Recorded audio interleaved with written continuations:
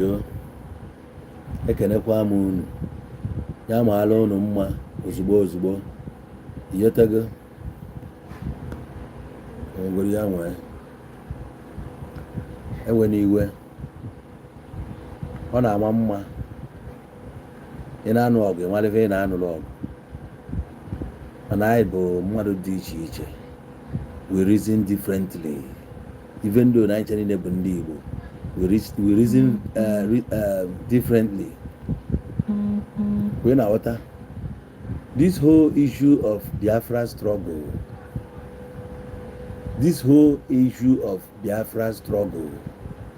from beginning ka anyị na-ekwu na ife ama arụ ọrụ, you no go work. E nwere ife ndị Igbo na-afụ, ndị Igbo ọ na-adị ndị Igbo ka sị na ndị Hausa n'ọkwa mmanụ a ji ha, onye Igbo ama na ihe ji ya ji onye Hausa, ihe ji onye Igbo ji onye Hausa, ji Yoruba, jide onye ọbụla. Ụfọdụ ndị Igbo ama na ihe anụnwa ndị Igbo na-agbagharị ka ha jee bụrụ Republic, na ndị Hausa bụ ndị izi bụ ụzọ chọọ ka ha pụọ, ndị North na-eme research ka ị na-aghọta ife a na-ekwu. The first people chọrọ ka ha pụọ na Nigeria bụ ndị ugwu.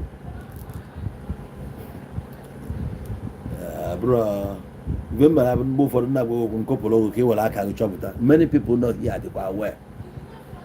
After ka ndị ugwu chọọ ka ha pụọ ka ha gbapụ na Nigeria, emesịa ọwa ọkụrụ Bini achọọ ka ha pụọ na Nigeria, ọwa ọkụrụ Niger Delta atara ya ka ha pụọ na Nigeria. Ibe ya niile nna kpọrọ gị afọ ọkwa in the 50s 60s ka ha na-eme.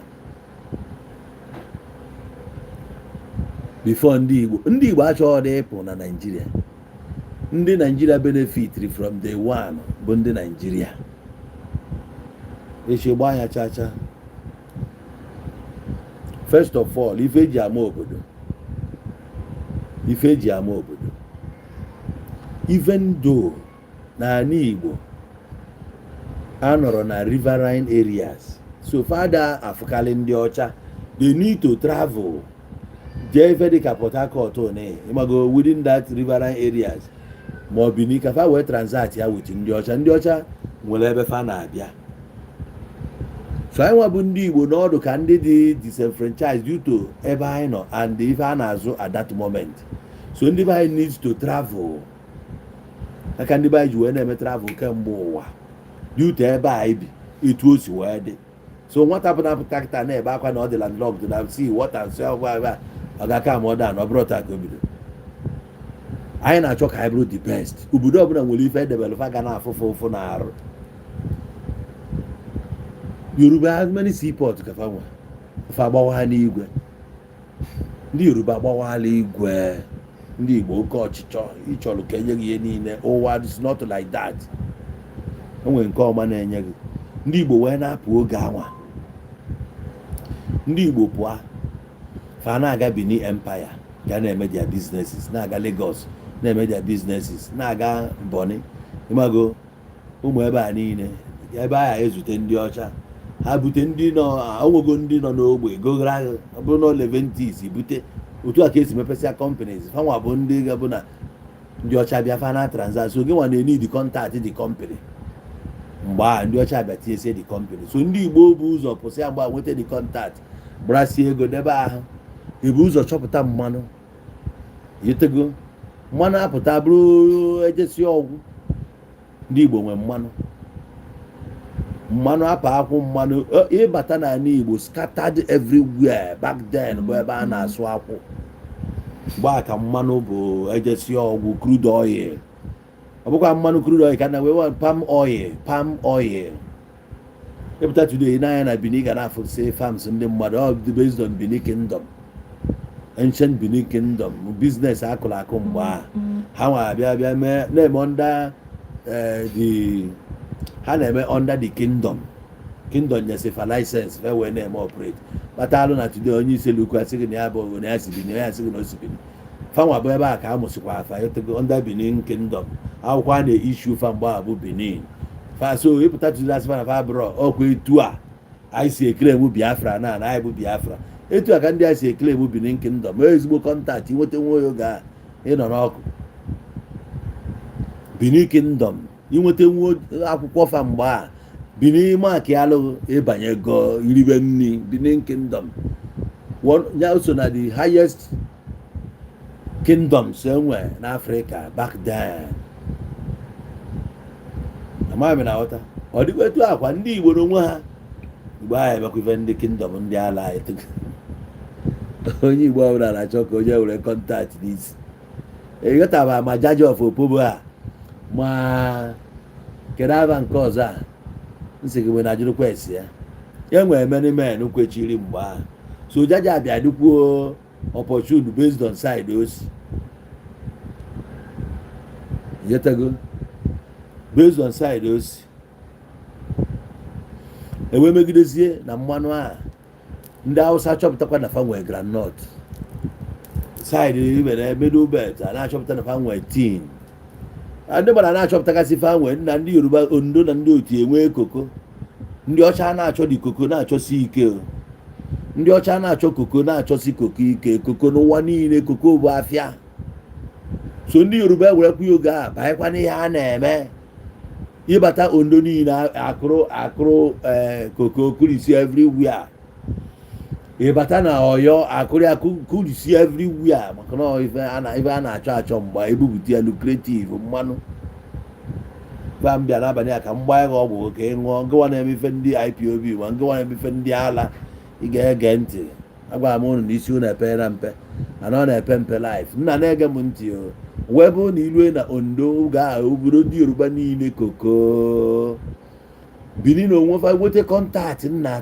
taya si na rọba a na-akụ rọba dị a Yoruba na-akọ rọba ndị a na-akọ anyị nwe ebe anyị na-eme oge ahụ anyị nwa beziri n'ọlụ ji na ọlụ akpụ na ite mmanya ịghọtago mmanya anyị na-etepụta abụgodo ejesi ọgwụ anyị nwa na-akọmpiti wit ndị Joseph Newton eji ọnọkwa na mmiri na-ebu ndị ọcha ụmụ ife ndị ọcha buruzie dị mmanya ruo befafa gaa refinezie anya ịghọtago menye ife a ga-eme ya tụsisi anya ụmụ kịlịkịlị ebe abụ onye gụ mmanya sị gị na Scotch whisky gbara nkịtị nọ na be anyị ebe akụfa were ya ndị eji a na-eme Ọkịja ka ị na-ahụta Ọkịja bụ ancient kingdom Ọkịja na onwe fa na-edistil nke fa na-emekwa their own nya ka today the highest mmanya ọkụ ị ga-enweta n'ala Igbo bụ nke Ọkịja a na-akpọ Adaogbe pịọ ka nna gwa ya echi research ya ma gbaa ya ọ bụkwa rọbichi ka arapụ ikpe ya rọbichi o wee ebe mpụta fụ Kanu mmanya Kanu edere Adaogbe ọ bụ a na-ele ya ele gekwanụ ntị fa abụrụkwa Adaogbe bụkwanụ ndị a nkịtị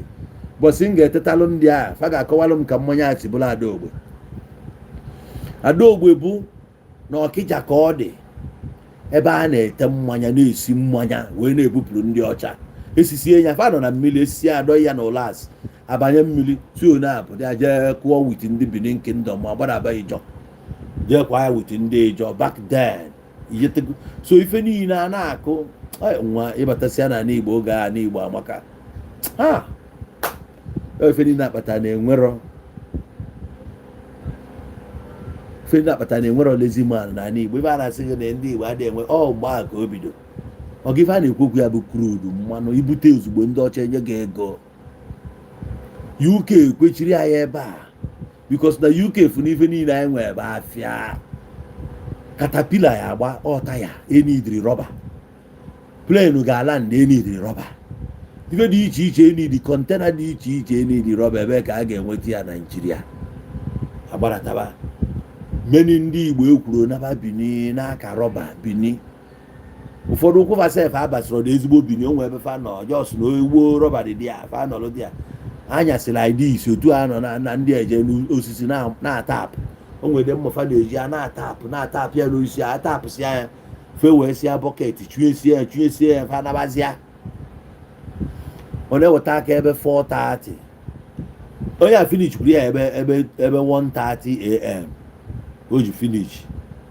ụfọdụ anọrụ 2 o'clock sef ka abalị ụfọdụ ada anadụ sef ụfọdụ lụsị ụlọ n'ime ebe a biri di ya faya ekwogharịgide chiefo ụtụtụ ekukọsịa rọba niile akụkọ ya gbaa ya n'ebe na ebuli ya jee n'afịa ịnakwado adọbi ozugbo a na-enye gị ọkịka abụrụ adakọ chọọ adakọ ka bilọd jee na-ayọ very dark man anyị ga-visit kesi ya afọ ibute ozugbo enye gị ego ijide ego gị aka na-agbadosi anya ike back then.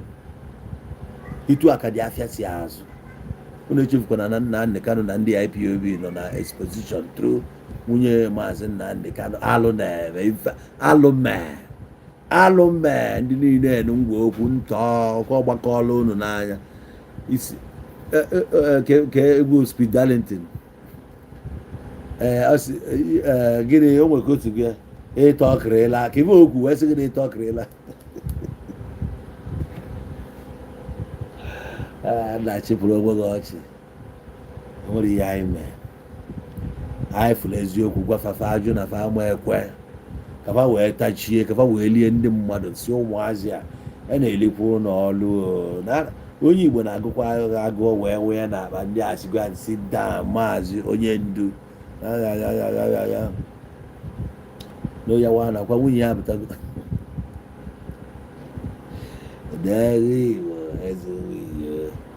na ndị Igbo wee na-ahọzụrụ mgbe ahụ na-eme businesses. Oge niile na-anụ na ndị Igbo grow properties na Rivers State nye Port Harcourt n'obi Igbo na ndị otu oge niile a na-akọ ndị obodo abụọkwa ndị Igbo na-egekwa ntị na-ege m ntị nkwucha nke ịchọ ịnụ ọgịnụba ndị a niile efuru n'ogbe ha abụọkwa ndị Igbo. Andị ka m gwakwa gị ihe ọzọ, ọ bụrụ mba niile nọ n'ala Igbo a bụ ndị Igbo. Like ka m were Imo steeti maatụ, o nwere ebe ị ga-abịa n'Imo steeti, o nwere community nọsi n'Imo steeti originally ha bụrụ ndị Igbo, ndị a ndị bịara abịa over period of years na aba abụrụgo iyetago a na-akụ ege ntị afafa ga-adịdị ya. Ị na-ege ntị obodo ọbụla ịbata ị na-anụsị afọ obodo dị iche iche, ebe a bụ component si ebe dị iche iche bịara ebe a ndị nke esetụlụ ndị esetụlụ oge a na-eme boundary adjustment etinye unu n'ime ebe a nya ka ị ga-eji wee pụta enu na-enwere ifite dunu kọfịa ifite fa bụ ifite dunu amami na aghọta. Enwe ezi na ifite enwere ifite Ọkịja nwee ifite na Nsa na the same ifite na ebe fa setụl ekenye fa dia so many ndị na-akpọ na fa bụ ndị Igbo na fa ka asụ fa na-asụ ka obi akwa ọgago and sit down a na-ama obi akwa. So otu anụnwa ndị Europe nọ epụta onye Amerịka na onye Netherlands abụrụ ofu mgbe ka ha yisi trouser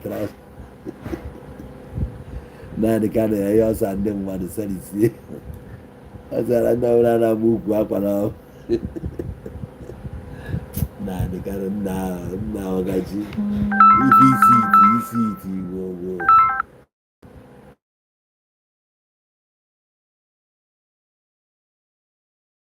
ga ka nsi gị a ọkwa gbada ngwa ime go na ọkọta ọkarị nwunye Nnamdi Kanu na-eme exposition ka e na-emezi na kedu ife na-emezi ndị IPO ọ na-atọ ọkịrịla n'aka m biko ọ bụrụ na ị chọrọ isonyela na program a na TikTok ọ na YouTube ka ebe na Facebook mee indicate ka ị join anyị ozugbo. Nna Bilọd na-ayọ biko Bilọd na-ayọ very dark man bilonia ị chọrọ ịkpata ego ọ ga-ege ntị Bilọd na-ege m ntị. Onwe ife ọbụla ị ga-artizi ọzọ onwe ebe ya art for now onye edifit go maka chie forget ya that anyị ọbụkwanụ children ịmakwara atụrụ nga atọ Bilọd I senior you hapụrụ ị na-agbacha n'idele billions anyị billions ga ọ ga-nwekwa jikwere ya nwayọ ife imetụ billions aka anyị metụsigokwa billions aka ọ bụrụ ilu anyị apịsịgo billions aka debe so ka mụọ dan ka anyị na-ekwu ife anyị na-ekwu ijegoje wụọ anyị na onye bini ya wụọ anyị tudọ ị na-echegbuwe showere wee na-agwa olu onye ọbụla ji onye Yoruba yiri isi ibu isi okpọrọ onye ọbụla ji onye ịjọ na ndị otu ogologo ụzọ a niile wee ọ ga ị na-eme na nkịtị o emesị unu ga-eje ya apologize to edi abalị o unu ga-eji ihe edi abalị jee jụọ ya mgbaghalụ Nkọta ọkali Tiger Base unu n'ọlụ agụ na-eche mba daalụnụ 34 brigade kwa ka artillery Obinze ka ebe a na-akpụ ya every human being ọbụla standing up kwuo eziokwu na egwu a na-agba garọ ana m ekene unu for speaking out agbanyeghị ndị na-eblem maka chi bụ mugu niile jiri obodo oyibo na-asọpọtụ ya mugu niile na abroad nna nke nwa na onwe gị nakwa abroad na-emewekwa ihe eche n'isi dị mma ijoin kwuo ndị cross-stranded na street na-ebu flag na-akwụ ya ifele ọ na-emekwa sọ inwekwa sense ị na-eme struggle aka nna gị megide nwụọ ị na-eme struggle ba ọgage ntị ihe anyị na-achụ ọ bụrụ na ịbụ a wise man iwe na-achụ ife efu na ife anụnwa na-erighị a lot no na-erighị a lot both finances both human life both your opportunities many things nọ on the line then guarantee na-enwere ihe niile n'ugwu hope ọ ga-isi adịrọghị mma maka chi ọmụbụ n'owu Igbo na-agwa gị ịbụ mmadụ ma hope ịmakwa ịbụ hope inwe olileanya no guarantee ndị na-akwụ ụgwọ insurance iche na fa bụ idiot that's why n'obodo oyibo ejiri insurance egwu ọ ga onye ọbụla chọrọ ịdị chịọ ife ọ na-eme na what for you nwanne achọrọ m ịkọva life ma ndụ ndị need m insurance cover ajụọ m arọ nende ngwafa ajụọ my health conditions ngwafa ka ebe nsi ka bụ degree of witches and wizards and chances ọmụgwụ aka ọ bụ na ije biri n'ogbe ndị ala ebe ọkada ya kugbu uwe ndị aya o nwere aya kpatị aka dadio ihe na-eme na anọ m ọrụ ife abụ life ka nne m jebe mụ na ya yi n'onwe ya abayị nọ nwee bi ka iji ebe anyị jiri gaa na-ebuzikwa ibu ezigide ka ebe emezi na wepụ aka ebe a biko bịa kpọrọ abayị nọ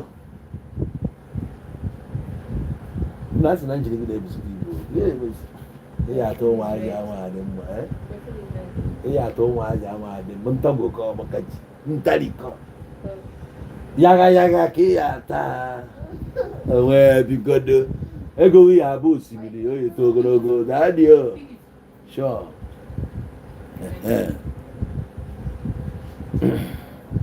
nwanne ndị ọcha jiri insurance egwu ọ na-aka asịgụ na o nwere ife a na-akpọ premium ị na-akwụ your premium ọ ya bụ ụbọchị ọrụ na ikubiri ọgire hope na enigwe ga-akwụ ụgwọ ịdịga assured na a ga-ege akpatigo n'ozughị anya atọ n'enu anya eni ego ọ bụrụ sọ na a ga-enighị ọfụma nọ na a ga-edebekwa tombstone n'enu ya tombstone ka ya bụ abịa adishọn ebe a ka ediri dia grandfather gị na mmadụ ara aka akụkọ ede afịa di ya 100 years later ịbịakwa efe adị ya mana ya 100 years your grandfather ji nke anyị no record now ibi n'obodo anyị fụ na ndị anyị jiri insurance egwu ịmụtani ya ife ị na-ebi on hope ka ebe sense go dị ọga Biafra will come when bugheri ya ka onye be anyị na-asị gị that Jesus is coming soon mugu erika na ala Igbo nna agwaghị anya mugu ka nkụ mugu ma ihe niile abụsi ego mugu ife efu gaanyị n'ime fa iche na ekpuchapụ isi ka eji ama icheki all the wise men ị na-anụsị afa ha today icheki si men the very intelligent highly intelligent fanche na-ebucha ntutu Africans fa bụ fancha na-ebu ntutu today that for your professors nafa na-ebu ntutu adịmekwu Soludo mba adịmekwu nke anwa ya maka bụ young professor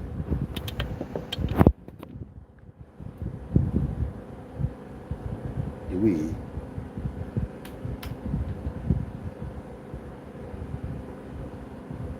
abụkwa ya maka na-ekwu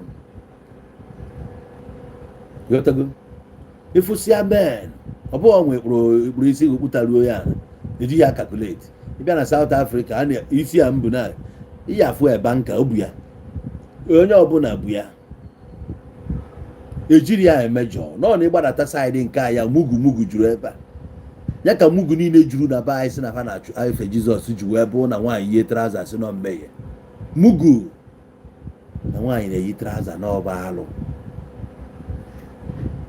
mugu fancha mesizi taa ụmụ nwaanyị niile na-eyizi traza bụ ozi alụ mugu akarịa ya ka anyị ji na-eme ihe na Facebook ha si na Facebook dị demonic taa ha achụpụ n'anya ebe a anyị kwezi anyị nụ ihe na Facebook mugu niile juru ebe a bụ ndị hapụrụ ose ọjị chọgharịba mustard seed maka ị na-asụ ya n'oyibo mustard seed ọ na-arụ gịnị nothing mkpụrụ na-enwere ihe eji ya eme nọ na mkpụrụ ya gbara kịrịkịrị ewee were ya dee na Baịbụl nna akụpụrụ m na nna m ewee ga denye ya na Baịbụl wee sị na ọ bụrụ na okwukwe gị ọ gakịrị ihe ị na-ekwenye na ya ọ bụrụ na okwukwe gị dịgodo ntakịrị ka mustard seed eji mustard seed ma alụ ga-atụ asị ihe dị ntakịrị na a ga-emuvu mountain ya ka onye be anyị ji wee kunye wee jee chọba mustard seed sizi resi ya ogori ya believe ọ na ọtazie ihe niile emegharị ya mugu everywhere the same mugu na-abịa ebe a sị your days are numbered ụmụ mugu niile a bụ ndị ka n'obi nọrọ n'ime ọhịa na-agbagbusi ụmụnne ha ụmụ mugu niile a bụ ihe na-abụ ha rụọ ọjọọ bụ ha jee tọnụọ ya ka ị na-ebilive ihe ọzọ gị bụ mugu ị na-ekweta ha na-erigo ị na-atụ ego na-atụje eghu prominent socha bidocha di scam a na-agbapụtasị n'ime ya ị nọrọ na-ekwugheri ị na-achọ freedom anụmanụ nwee kagudi free na Naịjirịa gwa m onye kragudi free na Naịjirịa eghu gwa m ogbe dị na Naịjirịa a na-ekwere elesi onye Igbo ana jee na every steeti dị na Naịjirịa ị ga-afụ plaza ndị Igbo rụsịrị ya ndị Igbo bụ landlord every steeti dị na Naịjirịa jee ka efu ya Yoruba nọ na-ebu landlord na be nna Chukwu kpọkwa agha ọkụ unu na-arụchikọ ụlọ ụka everywhere n'ugwu ma ndịda mosque nọ na-edi n'obodo unu abịsị ka abịa rụọ ya kịta ikwu eribe Chukwu kpọọ agha ọkụ dị ya ụmụ anụmanụ ị na-achọ freedom gwa m onye ka gị ụdị free ị na-ejebe mmadụ jee ebe a chịra ntụ sibe nna gị gbagote di ya asị nwa bọyị 10 years later igogara dị ụlọ tọnụọ landlord gị to Chukwu kpọọ agha ọkụ dị ya anụmanụ onye ọkọ ọchịchị anyaukwu gbukwa egwu anyaukwu egbuola aṅụ di ya mmadụ a na-eji njagụ na ị na-achọ freedom ị na-agha gị ya ntị onwe ebe ị na-enwere shop inwe shop kọtụ niile dị na Naịjirịa ma nke dị na Sambisa forest jee ebe a na ụmụnne gị hicha ganụ kwechiri isi di ya ha amachakwa ndị Boko Haram ebebe akwa ha ebechi onye very useless set of people ndị Igbo wakachi ọnọdụ mgbe ịbọ ike eri agọ ịchọrọ ka ị nọrọ n'eluigwe nedo anụmanụ ịbụ Chukwu nwa ahụ ji eluigwe ebe a na-eji sọdụ gbaa ya okirikiri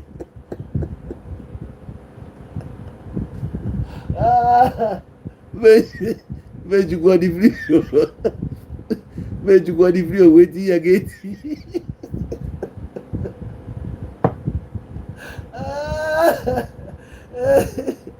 enigwe jere dị safe ụdị geeti etiri ebe a na ya bụla chọrọ ịbata ya esi na geeti ha iwe n'elu enjels kwụcha na geeti ha ụdị sọdụ ha bụ ebe adị nwanne nọrọkwa na onwe nọ meki ya chọọ na nke nọ na ya n'iriri ọfụma mmadụ erisi na ahịa ya iwere ego ihe eji ya eri nri na-enye ofu onye ofu idiot jere ego sutu yiri bite ego groshu na-agba gbara shọpụ nke ọ bịara chiri ofuchu ọ gaji m ụgwọ oyiri akpọ kotu je kwureven na-asụghị oyibo ọ mụtara na abraka ebe a asụghị ude ndekọ ị na-abịa echite tie ya God is this, God is that. Mugu ka ebu febobo ewe ụfọdụ mugu maka chi maka ikwesị ịbụ onye Igbo. Mugu juru hia ụmụ nwaanyị anyị na-esi ebe a kama ya agba akwụna Naijiria ka ọ jee gbaa na Dubai. Ọ gbaa na problem Dubai karịrị problem Naijiria.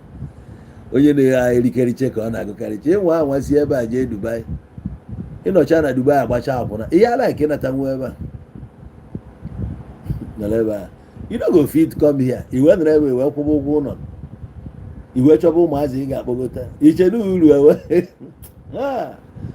gbara agbakwa akwụna agha ebe a mba ka ije gbaa international ka ihe eje ikpughe a ma ekụkachighị mgbe nga batara ebe a ihe niile na otu esi ala nwaanyị na Naịjirịa abụọ ka esi ala na Dubai. Jee gee ntị ka nna agwa na Dubai na ndị Igbo na-arịa with frustration ikpughe mma kụwa ịmakwa ego ọ na-enye ọ na-eri ego ọjịta 50 dirham onye na-eri ego ọla 10 na-eme ntu ọ na-efe ọrịa akwụ ụgwọ ụlọ. Ụfọdụ na-agbalịsicha isi blue frustration bịa ebe a ya na-akwaghị ya n'elu ikpughe a ịgba o nwere ka a na-akwagide ebe dị agbajie a na-ala ọtụwa na awa dị ya onye nọ na sistem notifikeshọn ọbụla bịara na-enecha ọ na-atụpụ bọmbụ tụgide bọmbụ gide elu bọmbụ onwe ya na-eme o blue frustration a ka ọ bụla ma o nwere ọ ya aghọta o wee nweta ikpu ọ bụrụ igbu ọ ya kwụ 50 dirham ọkụgwo gị ada ndị ihe aka ya alagide wee laa ya many years wee kwụọ madam 10 million ịkwụcha 10 million n'ofu ikpu ahụ enwekwa substitute nke ahụ asị ka a na-eyuzugoro ka nke a wee na-ehi enwe ikpu ahụ asị ka a na-ama na-eji unless you ready submit ike for ndị laikiri ike mgbe ikpu ya eji ya receive healing ike ga-ehibe ego mmiri ebu ihe mere onwe ịbatide lee ihe mere onwe ị ga-eti ya aka n'obi igwe abụchike ije n'Igbo mugu juru na klem ka ndị na nna m invite ebe a mediredi Uche Victor ngwa gbagota ka anyị na-agụkpa ka onye nọ na TikTok chọọ ịpụta ka ebuchi pocket makwa ebuchi pocket anyway onye ọcha nwere ike ọ bụrụ onye be anyị onye bụ ụzọ gbagote ka anyị na-abịa ihe anyị na-akpa nwa mgbe nta ka okwu ụgha na-adịgide eziokwu ewegara ọnọdụ mgbe m gwara na movement ya nne n'anya enwe ebe o ji azụ eje onweghị nghọta chi pocket pụtago ka ime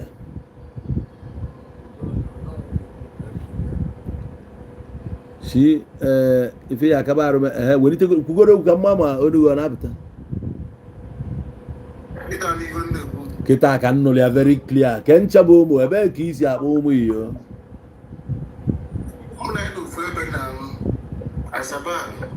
ewe Asaba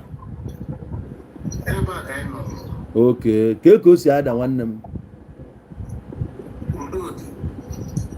oke ebe a nụnwa ama m ịdị awa ebe anyị na-ekwu okwu ya ebe a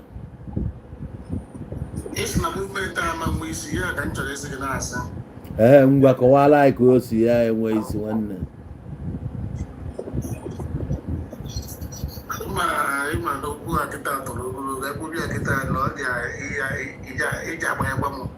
mgbe oles ọbụla oles ọ na-ịchọ ịdọ ya ogologo simple na-etu aka nsi filo na-etu aka nsi filo nwere ọmọch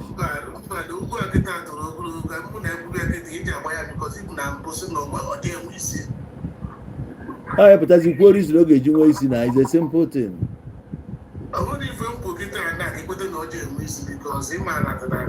Yeah, but I yeah, you cannot stand the debate now. Ikwado. Simple. Oh, even in there. Na-ege ntị ife niile ịjụọ m ife nji wee sị na ome enwe isi ngwa gị ozugbo ọ bụrụ anyị a na-aka emesịa nke nwa makwa na oge enwe isi nwanne ekwuzie ife onye m ji wee sị n'oge enwe isi maka na mmadụ ofu maọbụ ebu ekwetago na o ji enwe isi and o ji enwe isi so ọ bụrụ na mmadụ ofu na ebu ọ kwetalụ na Peter Obi ga-win Peter Obi ga-win mba na ana enye gị example na esi na maka na mmadụ ebuọ na ofu kwekọrịta na oge enwe isi wee sị so which means na adịkwa mmadụ ebuọ ma ofu kwekọrịta na Peter Obi ga-win na oge win because na mmadụ ebuọ na ofu kwekọrịta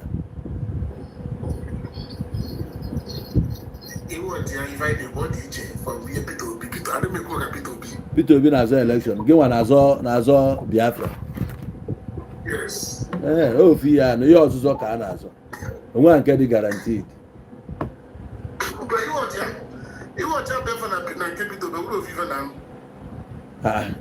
ị na-ava for position gị nwa na-achọ bụ ka e bụrụ a freedom ka but by the way cherekwa ka m bịa freedom a n'aka onye ka ị na-achọ the freedom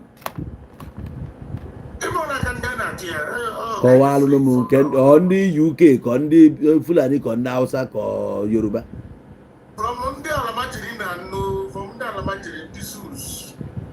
hapụgoro zoo ka anyị kwuo ebe bara uru hapụgoro zoo ndị alamajiri na-ekwu bụ ndị Hausa ya ndị ugwu ma Fulani join together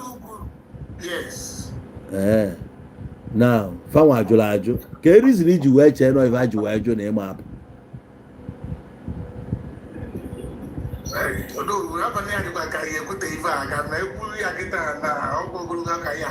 oke nsogbu adịghị ebe ọ bụ na ị chọrọ ikwu ya na ya wa na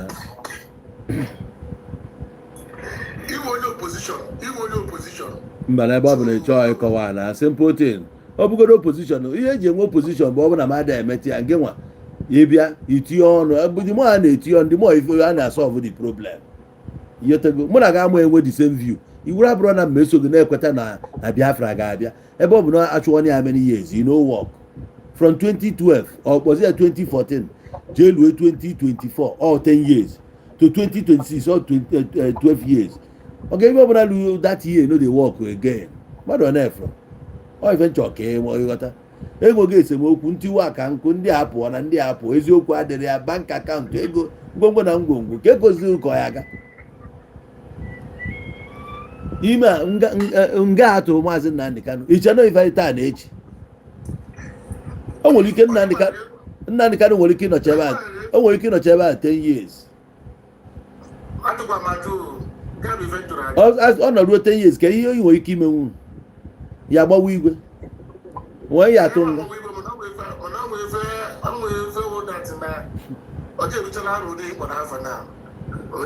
ọ gịbe atụrụ ya bụ 20 something years ma ọ bụ na edere awe 25 years ka ezigozi ka ya pụta ọ echenji regime ka ọ gịnị so ni believe na regime change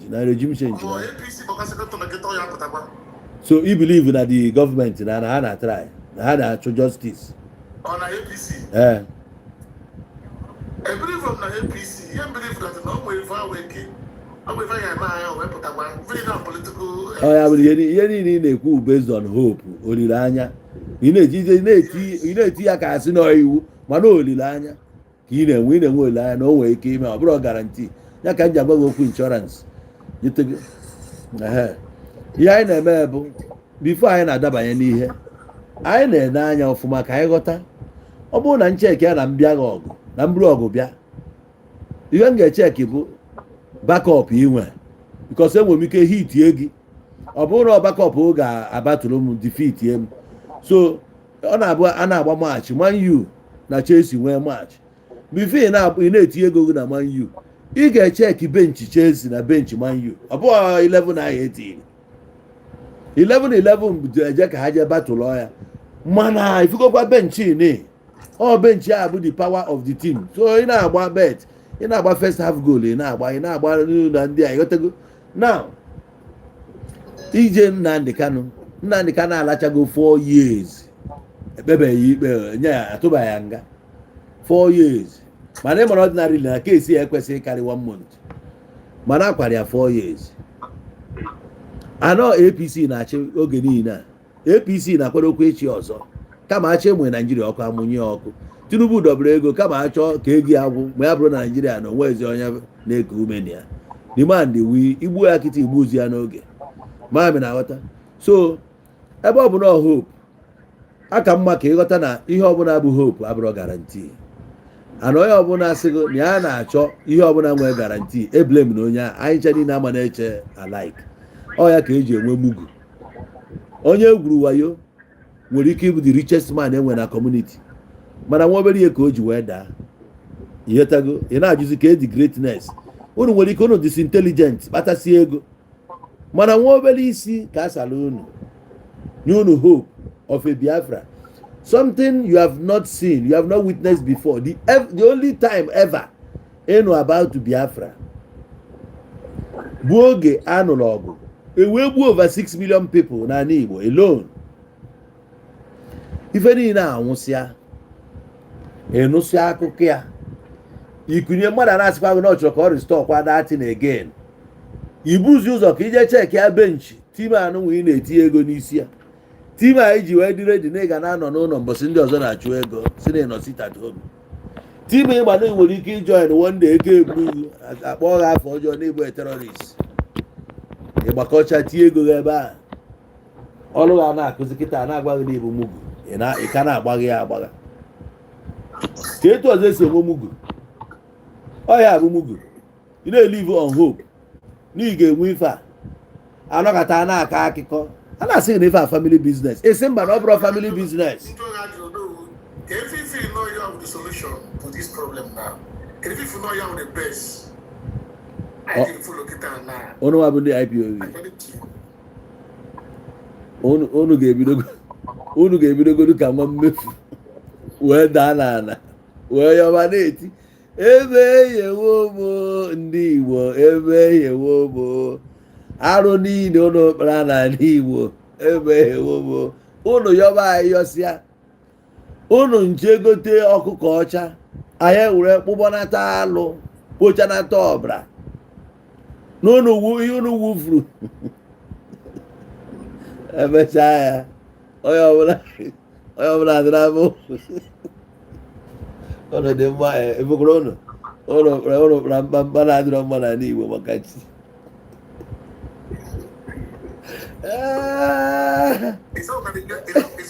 Ọ ga-ahapụ m aka ka m kwuo ihe ka ọ dị m n'ọnụ na-ajụ m nke m jụrụ onye zara ya asa. Ụlọ achọrọ solution ha achọ solution bụ soludo. You need to believe. Because this is not in a movement in Biafra. Not the best way to follow this thing. Not the best way. Yes. Not the best way to follow that movement of Biafra and the movement. Not the best way. And if you go to Nigeria get now, if you can do both your data for no na country akwa. Generata eziokwu. Kwugere eziokwu. Ọ ga njụ ọgụ. Ọgwụ ezire na Asaba. Ọgwụ ezire na Asaba. Chelo ka m bịa. Ọkwa Asaba ka ị nọ. Ọkwa na Asaba ka m bịa. Ọ ga-ewe n'iwe ọkwa Asaba ka ị nọ. Biko gwake na ụwa eziokwu kwupụrụ Chukwu. A plate nni iri na restaurant na Asaba bụ ego ole? 5,000. Ọ ga-agwa ndị Igbo eziokwu. Ndị Yoruba na ndị Hausa na onye na-eri nri nwọdụrụ 5,000 in a day.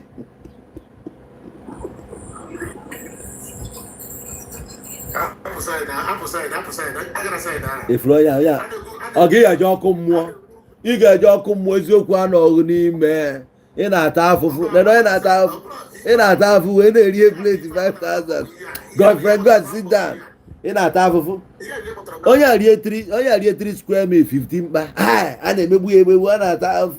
Onye a na-eme ihe anyị.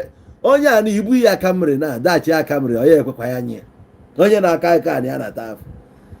ọjụ ọgụ nyanwa gị anya ka m ọ na-ata ahụhụ jee na Yoruba land onye a na ndị Yoruba onye a na-ekwu ihe ndị onwe ha ọgbọ ya na Yoruba land ka ya jide ego onye na-akọ ya a na-emegide ha ọnọdụ edebere ha na Naịjirịa ọ ga-go and sit down onwe ọnọdụ edebere gị ọ gị debere Naịjirịa na kọndishọn ha nọta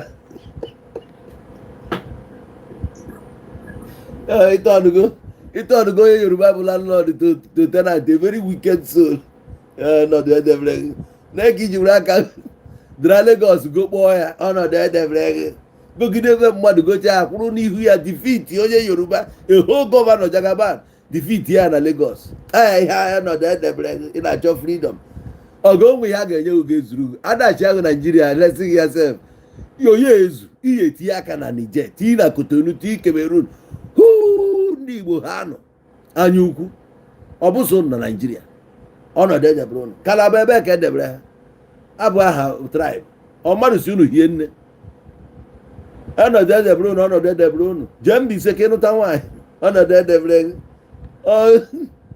ndị Fulani mere nwaanyị ji gara ọnụ na Mbaise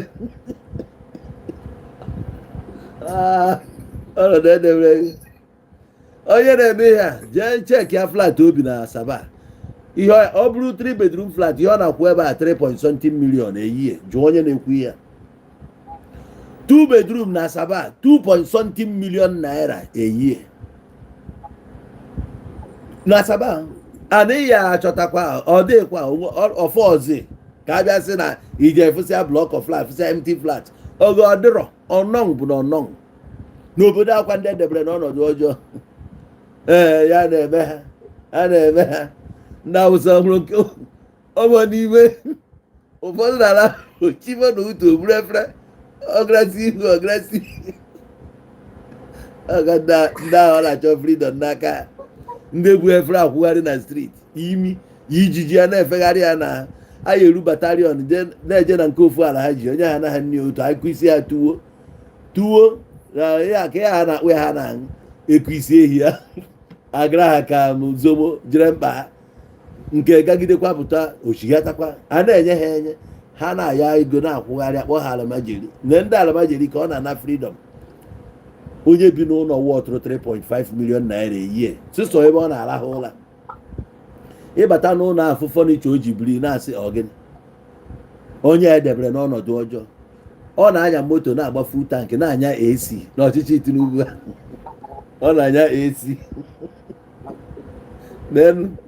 ọkwa ndị edebere n'ọnọdụ ọjọọ ka ofu n'ime ha kwara papịa were 50 million naira jee gịrị akpati si na ya bụ bebi ọkụ ọkwa ndị edebere n'ọnọdụ ọjọọ Obi Kuba na-abịa Asaba ebe a Grove Village baa ya Millennium City ebe ahụ debere anyị ahụ ịya anụkwa afọ obodo ahụ ịya anụ na Wichtek ma ọ nọ Isela Asaba afọ ya bụ Millennium City ọkwa ndị edebere n'ọnọdụ ọjọọ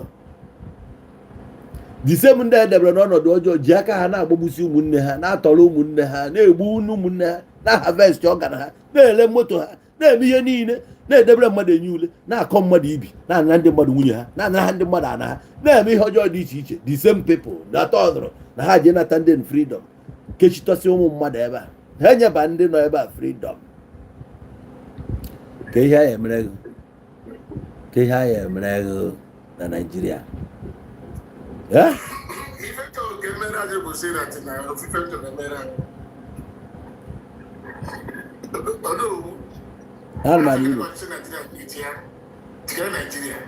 ọmụa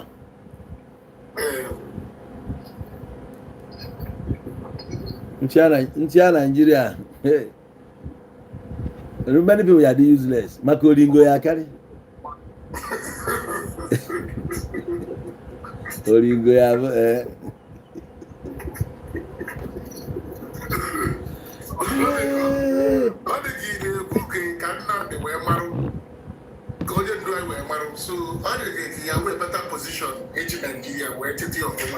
ihe o ji wedio na-abụ na onye ọbụla nwee ulterior motive na ya bụ ije Nnamdi Kanu nwee ihe o bu n'obi wee na-eme ya ana mụnwa na-eji ana m eji ya with a different purpose ịghọtago ọ bụ na nsị na nchọ ka m fight ya for freedom ndị be anyị mma ebu ụzọ analyze ya ebe ha ga-end ihe a na-esonye the right way ka nke ga-eti m na problem because ọ bụ na ị na-consider problem na-consider life gị na ị nwere ike nwụ over a little mistake ime ịma na inwe isi na mmadụ somebody cannot bank on you.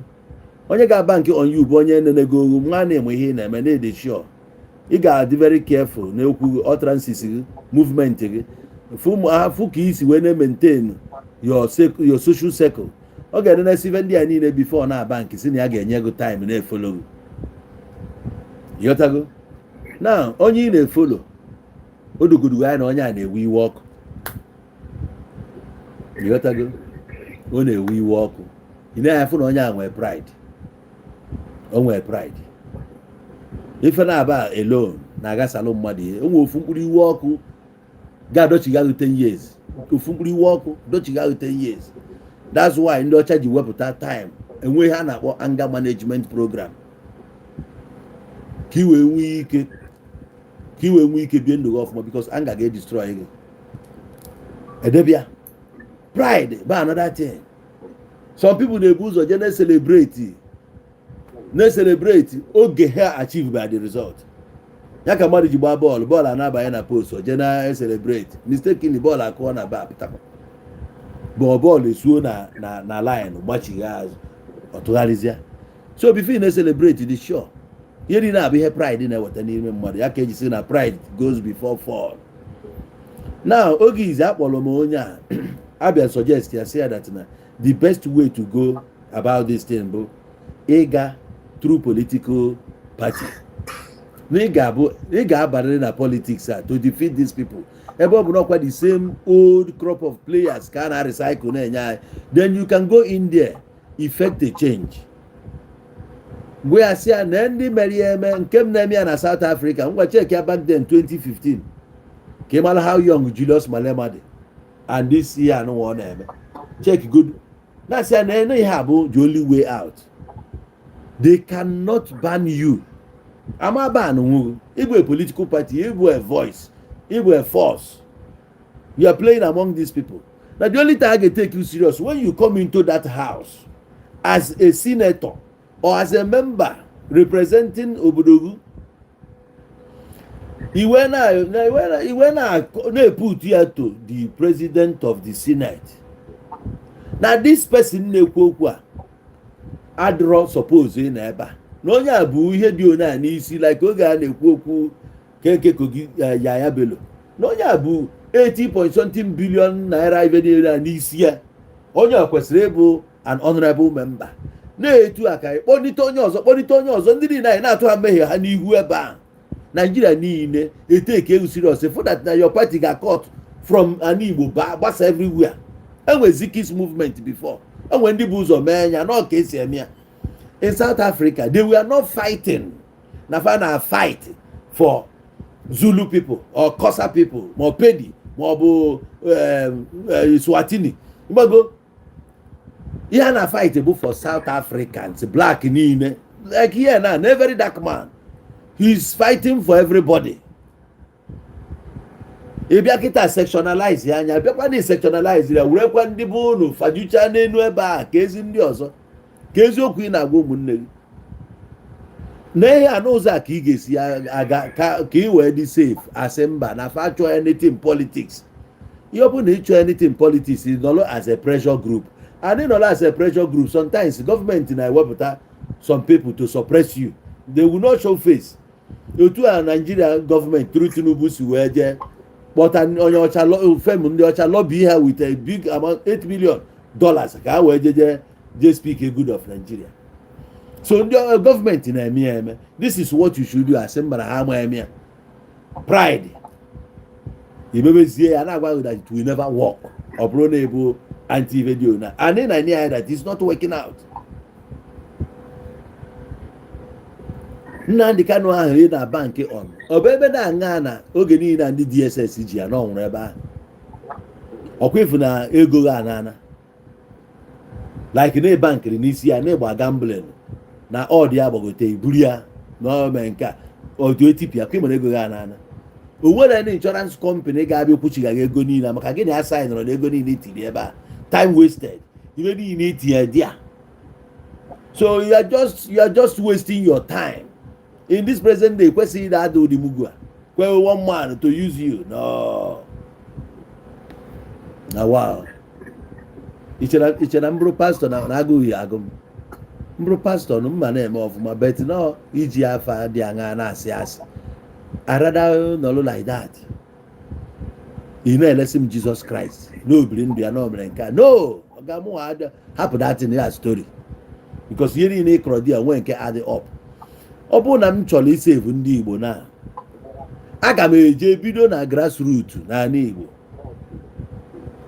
touch by lives, nwebe that compassion, feel ube ndị mmadụ, feel ube the pains of my people. Ka ya bụ mgbagote n'ebe ni nna akarizi nna agwago na nke a bụ ihe mfụ gị jee na ndị be anyị na ba na-elive on so amount of money on daily basis na their poverty rate will not the immeasurable. Imana mo ina full picture na afia but you didn't do it. Mba just na nyega example. Ihe anyị na-ekwu na marginalize ya na-eme ndị be anyị. Ike kisi n'obodo oyibo mara ya na-eme ndị be anyị. Many people are na-akọ ihe na-eme ndị be anyị like Nnamdi Kanu. Ibi na Nigeria. Are you here? Ihe niile ahụ nọ n'obodo oyibo na IPOB na-eme mkpọtụ na Facebook. Onwekwa nke natagoro ebe a 20 years ago. They don't know where hammer. Some of them know they send money to their family members. Useless people. They claim. Ago na ago ha no nwe onye maka ibi ya si wee kwado. Ebie na ghetto bi obodo dị iche iche. Na agwado na ndị a niile bụ jobless people. Na ya na-eme ya bụ na ha fi na nke abụ gbana aga aga ka ha nọrọ dị nwa ego ha na-arachata ebe a. Onye ọbụla na-agbakọ bụrụ coordinator. How many of them coordinate nwere be ha? Most of them couldn't coordinate their own houses. They couldn't coordinate in their businesses. How are your coordinators? And I call you need threatening the mother over something that it will never come to pass. Kedu si yaga? What do Buhari ga submit it to you? Say ngwa bro. I beg can I call ya or Buhari won Nigeria. About Nigeria Buhari won. You can't just wake up saying Gabu your own republic. You get a referendum. Kepa Western Dinenia when you either as the only representative or then you are not a member of the House of Rep. Before you stand to talk, okay, when they in a represent, it is in a represent in the street. Conde is stranded. Conde Trasi where without Konobu Haja. For no Chawa in the 80 years. Go without idiots. But if you buy the 37 Yanube, hi, Okana. Nke nro dị ahụ ni ọba ngwongwo ka ebiri iburu enye gị akwụkwọ ụfọdụ ka enyere akwụkwọ ahụ ha jichakwa green card na America obodo dị iche iche they couldn't come back obodo narị achọ ka esi nara akwụkwọ ahụ sef nye onye ọzọ. That's why you ga-eji mee travel sometime akụgbuo akwụkwọ ha igwe nwa obere case akụgbuo ya ka ebupụ n'idi useless a na-eme expect na enye gị akwụkwọ ka ị were ya mee travel mee business gbagharịa ka ego bata ịbịa dono here na-edina n'enu ike nwaanyị from morning till night onye umenwu ọ hapụta onwe ihe a na-etriti ndị Igbo ihe ndị Igbo na-etriti ndị mmadụ ihe hapụ na-ekwu okwu ya na-etriti ndị Igbo eme ụmụ mmadụ na ndị Igbo tọnụrụ to achawo a na-etriti ndị Igbo eme ụmụ mmadụ na ndị Igbo tọnụrụ to jonki a na-etriti ndị Igbo ịma bankị na ọne ịma houses ma company na ndị Igbo kuchigoro through scam ndị ohi ma ị na-eme ya na-eme ndị Igbo ndị anyị gịnị ka a na-eme unu a na-eme unu gịnị ka a na-eme gị o nwere ebe a na-enwere visa ịchọ jee China kịta ka ndị jụọ ndị Igbo. Not everybody are living that kind of life in the generally. So that one is an individual life. Ngwa ka anyị na-anya na nke ihe gọọmenti ga-emenwu ka anyị na-anya gọọmenti let's talk about Igbo as a tribe, generally, not to the individual lives. Yeah, on your channel, life, not everybody is living like that. Ngwa ka anyị na-enene ya ndị Igbo bezo na ha nọkwata n'ọkwa na gọọmenti abi Yes, let's talk about that one. ebe ha na-anọkwatara bụ na ka m bịa ebe a na-anọkwatara bụ na a na-ekwu okwu a na-eme security meeting like chief of army staff, chief of nka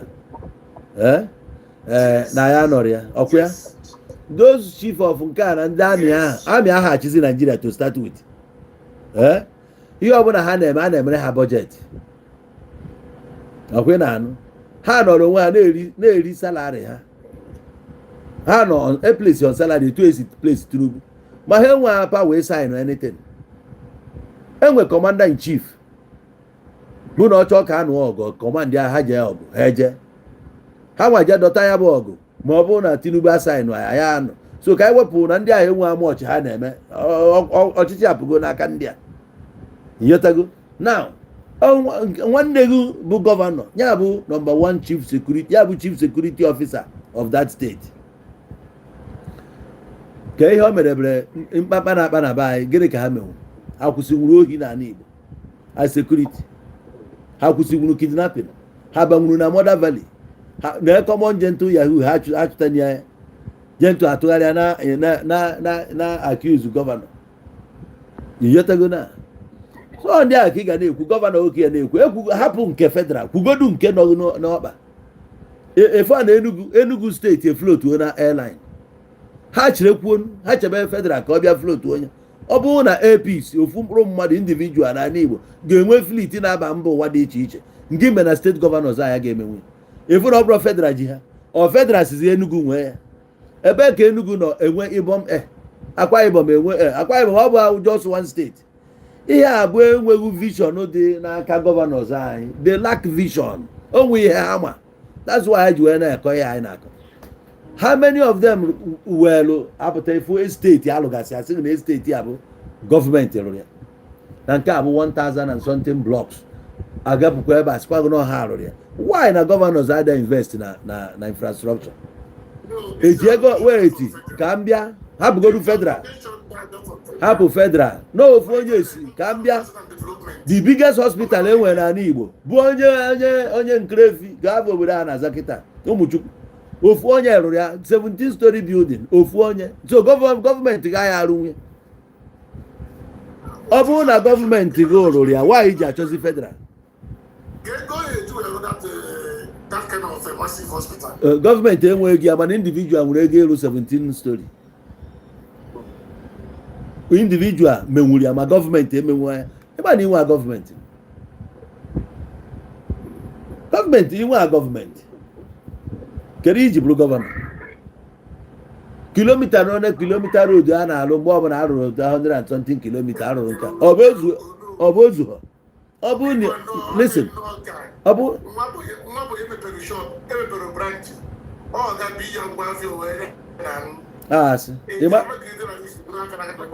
yes a na-eme esokwuru mmiri ya emere nya mgbe m na-agbabọghị gee ntị nwa bọghị mụ ihe ọ na-eme ọ na-ahịafụ na ọ gị adịghị serious ọ na-ekorukọ ngwa ya n'ime ahịa na-akpọ ya na shop ọ na-ele ya na-egro biznes ọgụ ya many people so na-abụnye dị ọga esoro m ya mgbe m na-agbabọghị ọga m sendịrị m gaa na shop nwunye ya ga-anọrọ nwunye ya da-abịazi afịa den ọ mụbago nwa mgbe ahụ so ọ hapụzi ya na ya nteki over that place ọga m jesi afịa bata obunye m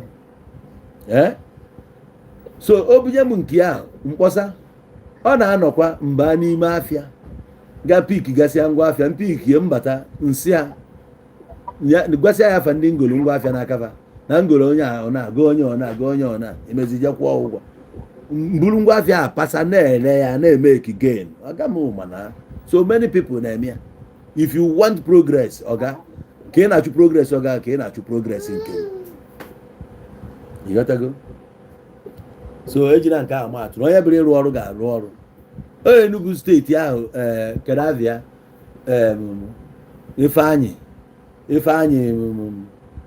ka aba gọvanọ ndị Enugu agadi nwanyị ọ dị same Enugu ọ chịrị ka onye nke a bidoro onye nke a bịara kịta na achievement ya the same Abia steeti ikpeazụ chịrị for 8 years ka mmadụ bụrụ under 3 years under 2 years mee mkpamkpa dị iche iche onye ọbụla afụrụ anya ka ịfụ na anyị nwa na-eme onwe anyị mgbe Ifeanyi Ugwu anyị ka nne the same Enugu steeti Ifeanyi Ugwu anyị chịrị for 8 years ka Peter Mba balụ kịta na-eme ihe ịrịba ama onye ọbụla na-afụ ya ọgọ onye chọrọ ịlụ ọrụ ga-alụ ọrụ forget ya ị na-ekwu federal gọọmenti ọ ga ka m gwa na mbụrụ president mbụrụ governor of my state ka m gwazie gị na if you don't know mbụrụ governor of my state with that status aga m attract foreign investment into my state direct foreign investment with countries in my state come and invest ife mma na m ga-eme na I will provide security make sure na ọkụ dị na my state in that way na m ga-enwe investors the people that will invest in this state alụọ m ihe ya agbaghụgharị and they will repeat ife niile bụ gịnị ka ị ma what do you know ị ghọtara etu ụwa si alụ ọrụ kịta if you understand how the world works na ọ ga-adịrị gị ezi onwe ihe dị na ya ọ tax ka eji alụ ọrụ a and gọọmenti anyị bụ Anambra State for example bụ one of the oil states enwe ọ nọ na NDDC so which means na a na-anatakwu more money security vote onwe ihe eji the money eme ego nke a na-emekwa accumulate a na-amagbu ya wee na-ana tax macro and micro industries jen ka nna m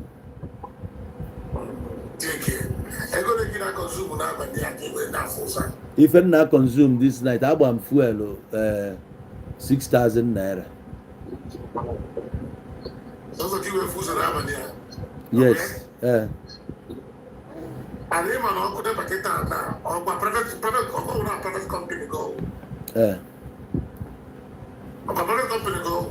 Yes, kwandi na manage akita private company. All is naka private now. Yes, since enyele naka private. Yes. Okay. If a man okwa ha dị bụ n'aka ndị a ka o si, I don't know. Because eti ibe m anya ka mmalụ. Yotago. Now.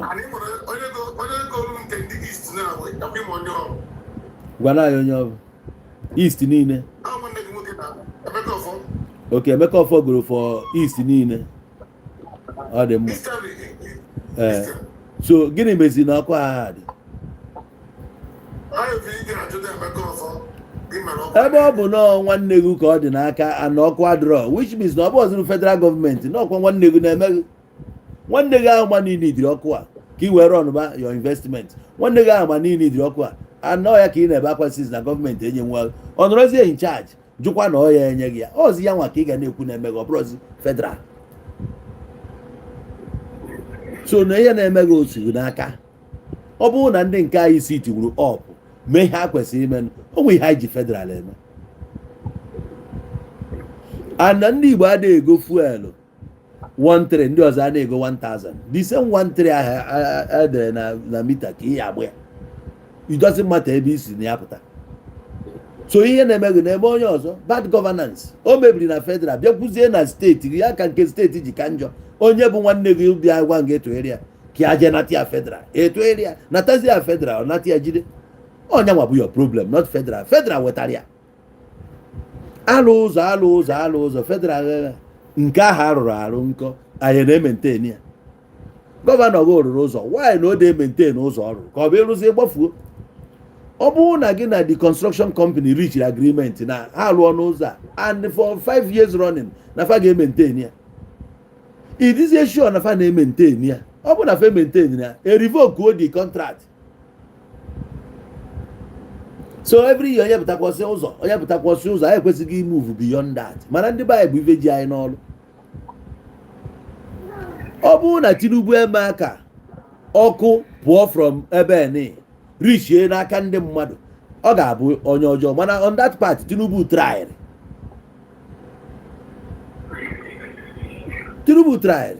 mee ka dị ọkụ nọrọ gị n'aka ya ka nwanne gị ji ọkụ nyezi anyị ọkụ nwanne gị eweta ọkụ ọ bụrụ na onye Yoruba kịta ya etiwe so ihe na-eme bụ n'aka gị ka o si akụzikwu na ọnọdụ edebere gị ọzọ kedu esi m kpọgotie onwe onye chọrọ ịgbagote okwu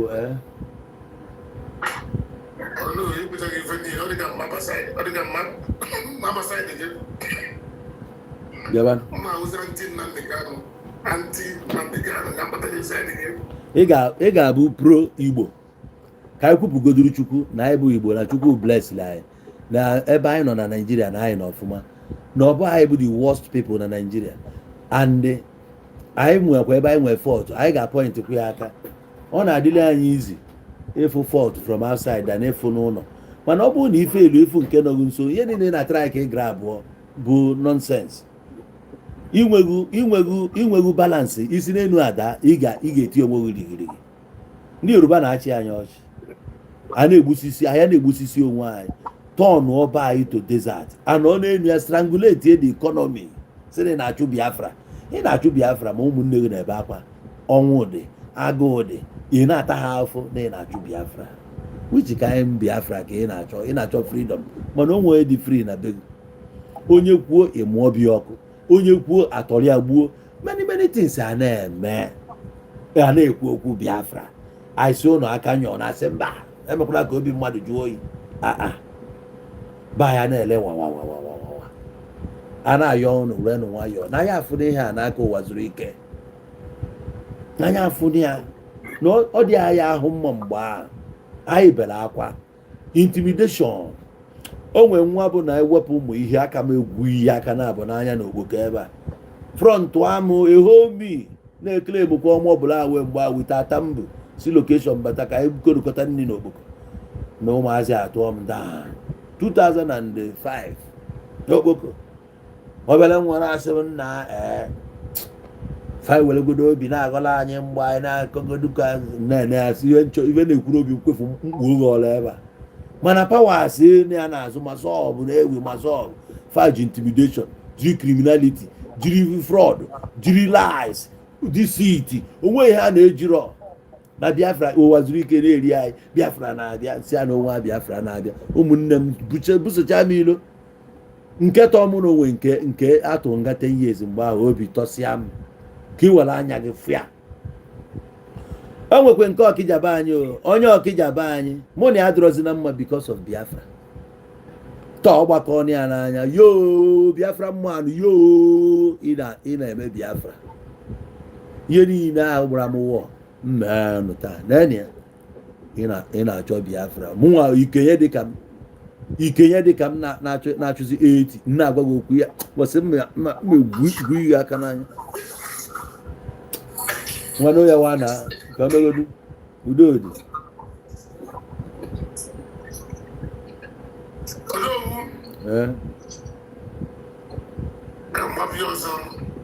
sharp bye bye ọ ka mfụkwa onye ga-asị ya na-eme ha ya na-eme ndị Igbo a na-eme anyị anyị ka a na-eme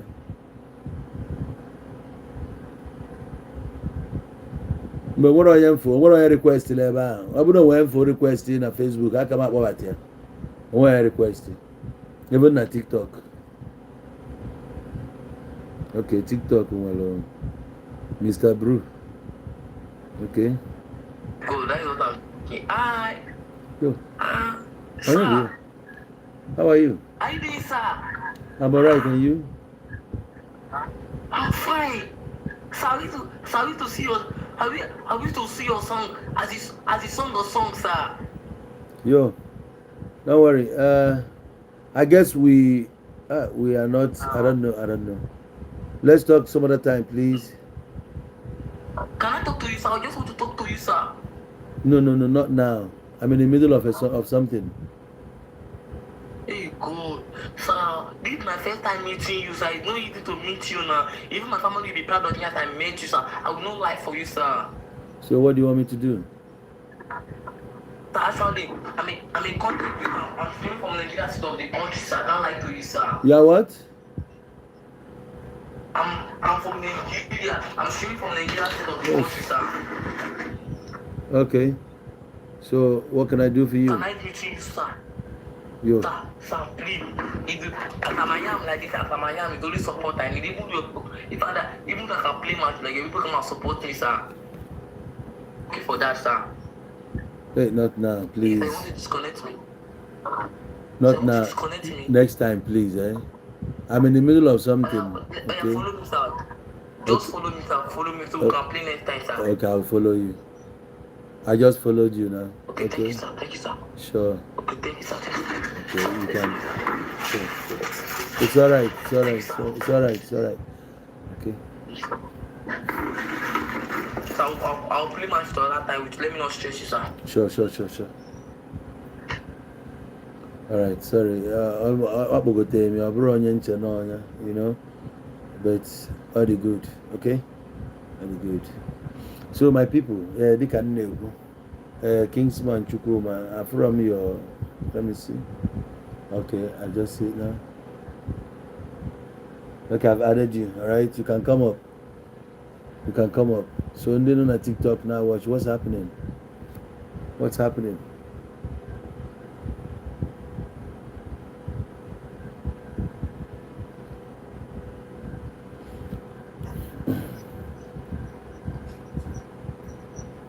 Caesar, you wanna come up? Okay, Yeah, yes, yeah, I know. Yeah. Oh no, okay. Oh, the man. Okay, try. Okay, the other guy not. Okay, I want to. Yeah. No. I want to have fun. My brother. You do this. I did one. I don't follow the thing. I like him if he not corner the guy. I wish number time with the guy on the line because there was something in Choriti you can if he not corner. Okay. And I'm happy no matter that. What if you quick on and I put the gun if you because there were a lot of things. Conversation will be the way when you hear to Cassian interested in here. Along the line or zero the thing. Yeah. Also, I believe na Biafra na the we say akọwara gị ihe gosiri no na abịa. Sign almost. I'm so much interested in that. Kọwagodi ihe o ji wee kwete na Biafra na abịa. Along the line enwere ife ọkọwa. Mara ife nchọzi itinye ọnụ bụ na ọ sị na ya believe. Ọkwa ya kwuru n'okwu. Ọ sị na ya believe. Na ya believe. So everyone can choose cheating on money, or something of my life of this age was all about believing. Or you call a Biafra, we think he goes in now. Emi Hedutani Hedutano, he had keen in Nigeria, Egypt and Oga. Yes. Not to me believe in Oga, but we have been living life of believing like Jesus and Abia. Yes. More than 2,000 years, Jesus. Life I got this age, I put on my mother and even though I said only been done a belief system. Yeah. No, it doesn't work like that anymore. Yes.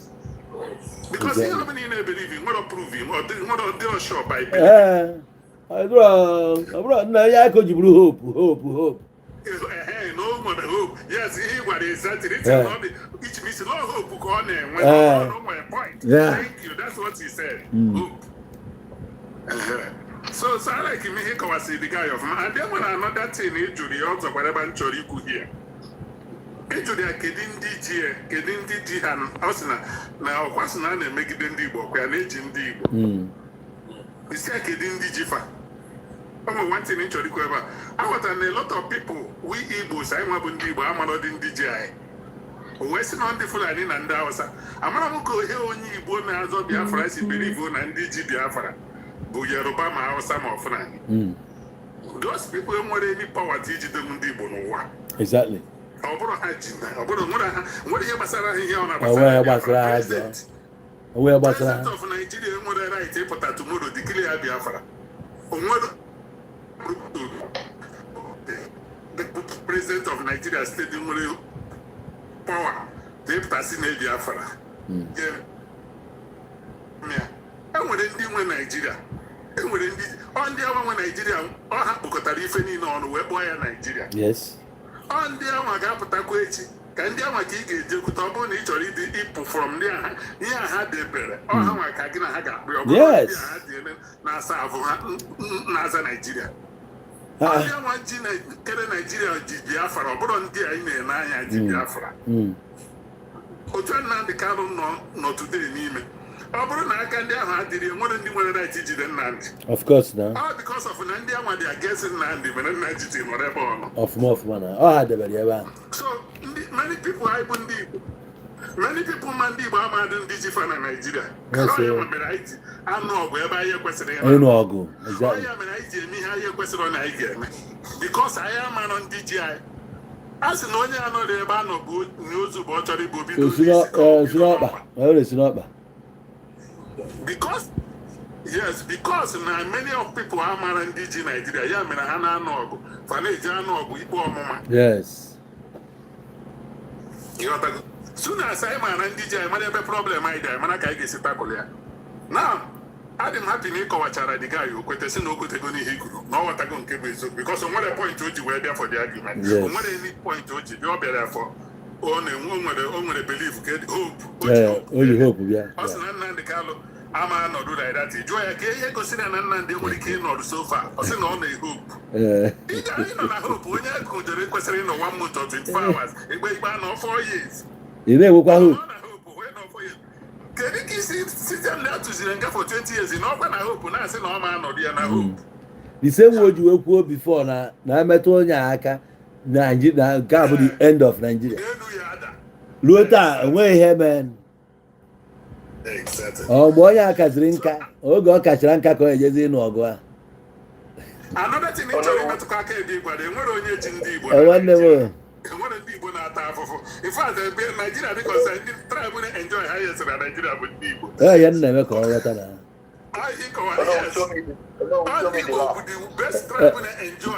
Nwanne just a little moment go finish ka inye anyị your own point of view.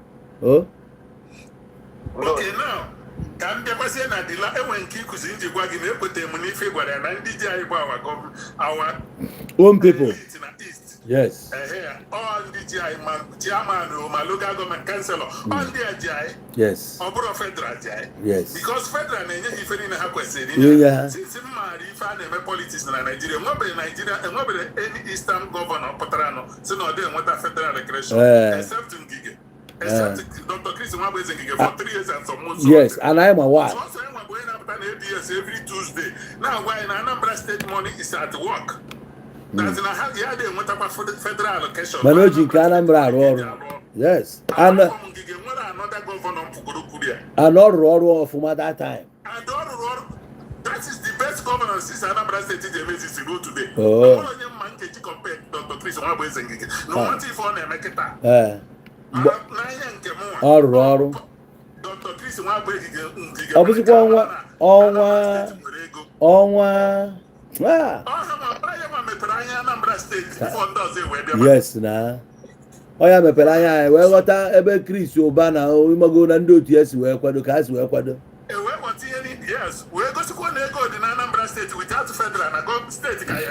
yes na so now ndị a bụ ndị ji problem anyị ọ bụrụ federal. Yes. Enwere isi ikwu ebe a maka infrastructure ndị mmadụ na-alụ. Enwere ihe na-eme this time na Anambra State na-agwa some of my friend. Enwere ihe a na-akpọ ana m afọ ebe gọvanọ Soludo gọvanọ anụwa current a na-akwụrisi ma hotel a sị na enwudere ndị kidnapper ma ndị dị iche iche a na-akwụrisi those things. Wee na-ajụ somebody si ya ka eri si na-eji akwụri una. Why not gọọmenti isi this is ya turn wire to something. For 1 year or 2 years after they had changed we may say flat by flat. When we have low income no America. Yes, now. When we have under government, obviously low income house. Yes. And then they want to see where go. Like governor sees that house. I change here to flat by flat. Only get two rooms or one palo. Why are they let you green in my Canada? Every ever. 30,000 a year, and I could 10,000. Yes. Now, government, they say, they will tell us, let's a crime. Yeah. Why that is my question. Why had Yakuri see the building?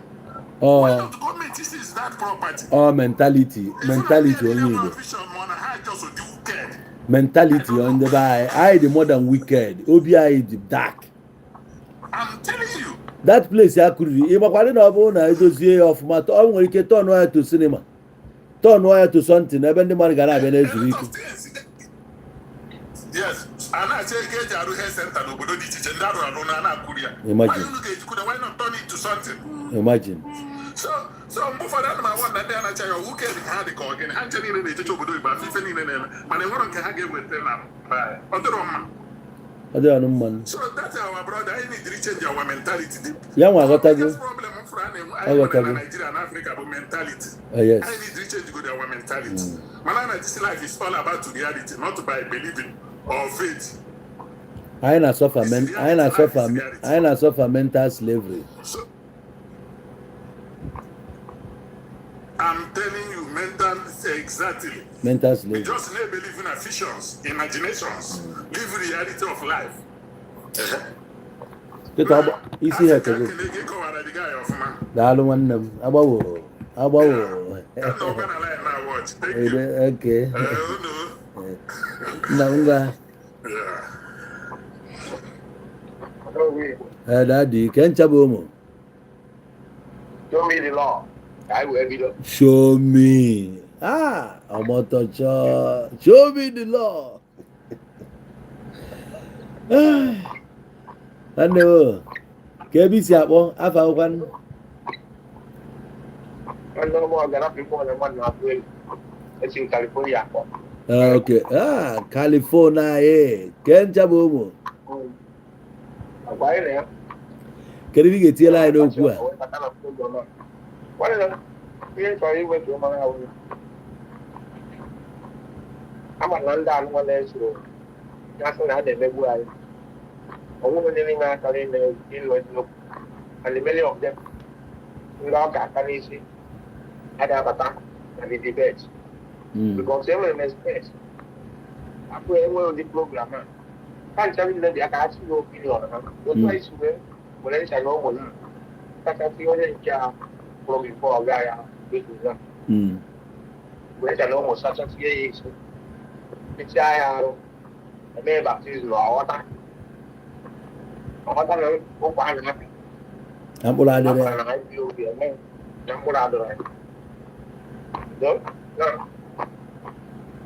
didn't do that. I didn't mind when they don't ask. What program following one guy?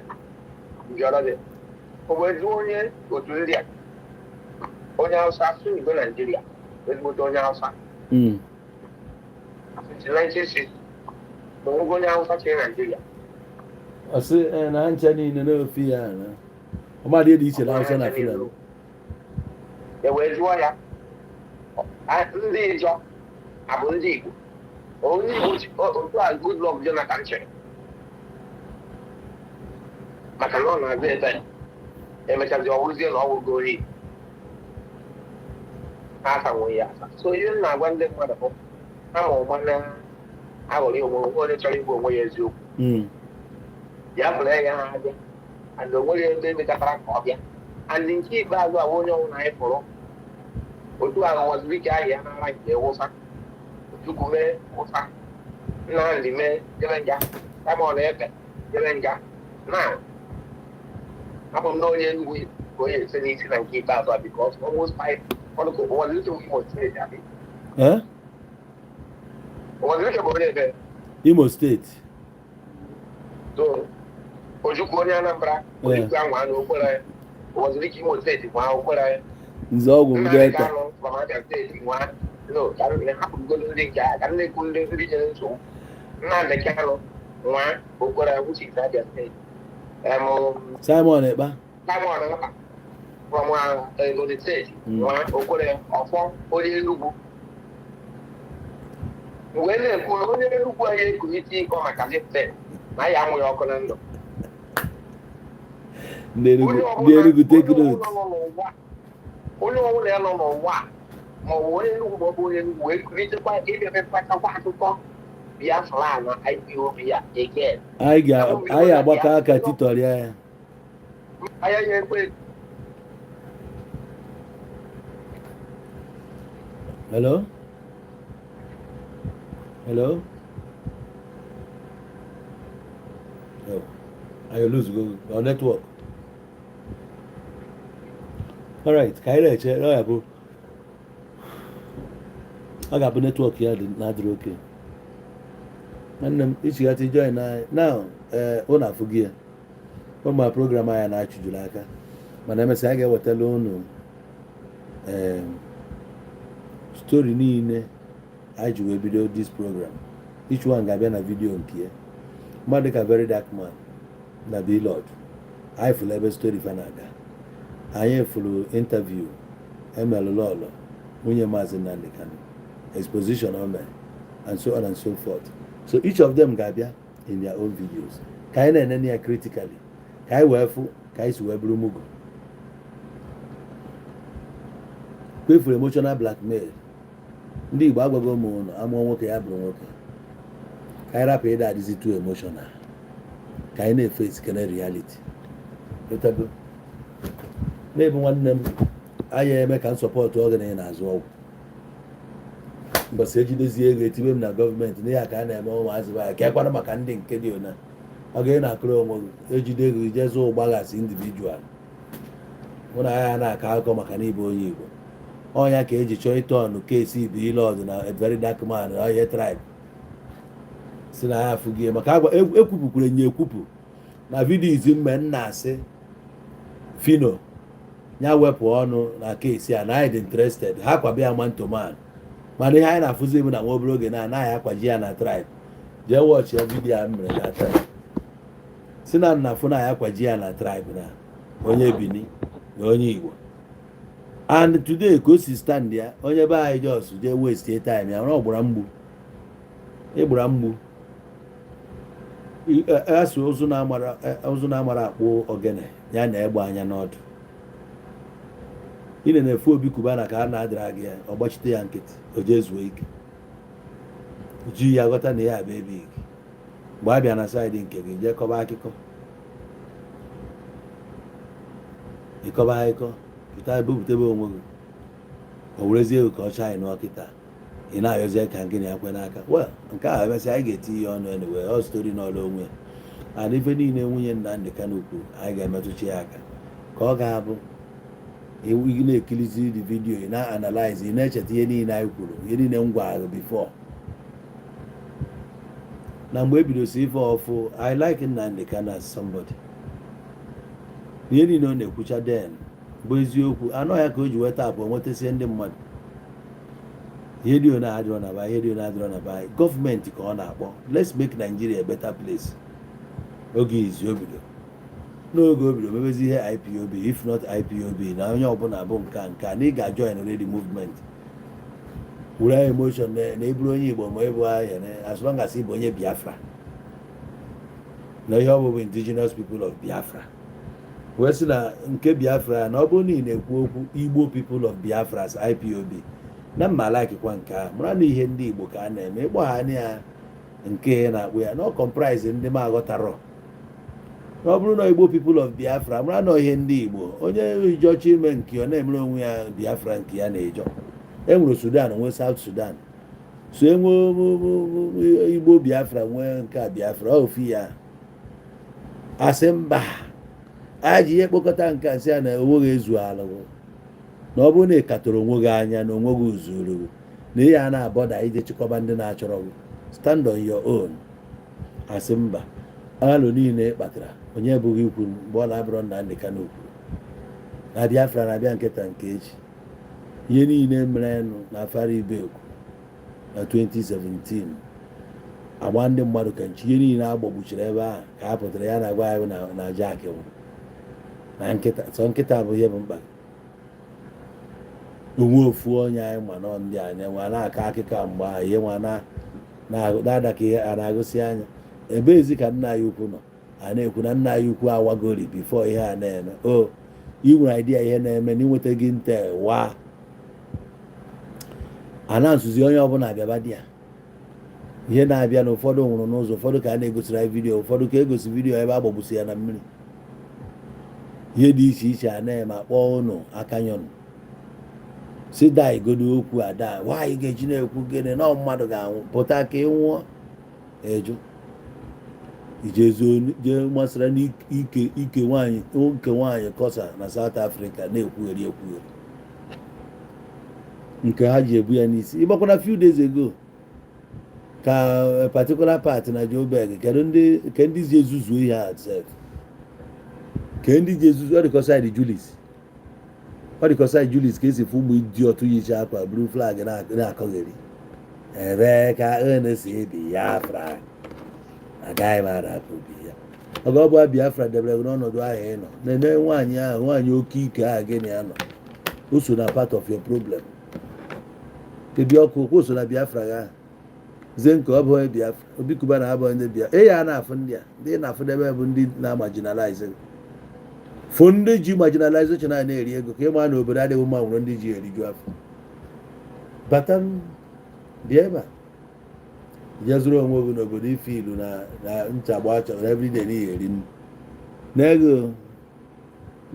ndị South Africa na-agba izikwe fim na ọzọ na-abụ dipọt ka a ga-edipọtụ wee nata ihe a anwụ Naijiria chaa gị ghọta ihe a na-ekwu anyị ama ka ihe si ya ebido ndụ ebee ka ihe ebido ị na-anatakwa jidekwa ego ịbata ebe a na iji ego ọ ga ihe ebekwa akwa fuel bụkwa 1,300 1 liter so ya amazi ụdị moto ibu nata nke ihe ego ebe a ọ bụkwa igo moto na-abụ isi n'ọkwa imentenu moto ya na-agbakwa fuel na-echenji mmanụ mgbe ego na-ele mobi 1 mgbe ego na-akwụna ya ọ ka na-emetụta ya aka ihe na-eri ego ị ga na-ebukwa ọtụ ya na-ebu nwa ebe a iwu ka ọ bụ na ị chọọ ịnwụ ihe emenwu without iji nwaanyị ike ukwu build foundation ịnata ebe ị ga-ene idi es isi ya akụghị injin ebe a ya dị n'obodo a akụọ gị ya anwụ i wee na-ebu n'onwe gị na-ebu nwunye gị ọ bụrụ na ịrụba ụlọ i wee na-ekwu okwu landlord anọkata ihe dị anya emebisie n'ụlọ ị na-ebe alịlị nsogbu dị so ihe na-ebe iji ọsụ na-enye onwe gị nsogbu imechi ihe abata na zoo anụnwa na ihe aba na cage ka edilo with you like animal ị na-akpọ mmadụ zoo na nke onye nọ na cage kedu onye nọ na cage mụ na-ebe freedom oge nwe eji my freedom mụnwa jide onwe m self ụmụazị ibe nọ n'obodo oyibo na-akpa ego anụrụ m ebe a na-ekwu na mmadụ na mesịa mkpọ onye n'obodo oyibo bie ya ego asị na ama ụzọ obodo oyibo jee chọrọ ọrụ na-arụ ebe ọ bụ na ọrụ adịrị ebe ị chọkwa ndị kreti onwe ọrụ banye n'ugbo mebe famin ndị Fulani na ebe see ofuke foto wonde efu ndị Fulani a sekene ha foto ma were wepụta 20,000 chịkọrọ kamera ji awụọ ya n'ime ọhịa ka epụta anya anyị rizọt ka ọ bụ na-ekwu amara na isi dị mma everyday anakọta agha ESN na-akọgheri ESN gịnị na-aza ESN n'ime ọhịa mmadụ nọ si na ya bụ ESN disem ime ọhịa ka e buru mmadụ na kpurugbuo ya ebe a n'ofu ime ọhịa esi na ọ bụ ESN ahụ bịa idoziri anyị obodo ka echekwaba anyị ugbo onene ka a gbagoro ndị na-egbe ka ọ na ha na-afụ ndị ahụ ime ọhịa nke ndị ọdịiche ka ọrụ debe bụ sọ Fulani